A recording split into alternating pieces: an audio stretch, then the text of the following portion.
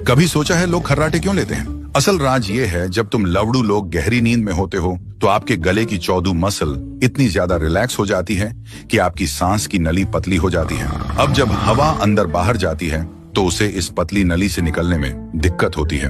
आपका शरीर हवा को धकेलता है और इसी दौरान गले का ढीला टिश्यू वाइब्रेट करने लगता है। वैसे तो लंड ये नॉर्मल है, लेकिन अगर खर्राटे बहुत ज्यादा तेज और लगातार हों तो ये आपके शरीर में ऑक्सीजन की कमी का संकेत हो सकता है। और अगर आपका दोस्त ज्यादा खर्राटे लेता हो तो फोन चलाओ पोको, दोस्त को दो चोको।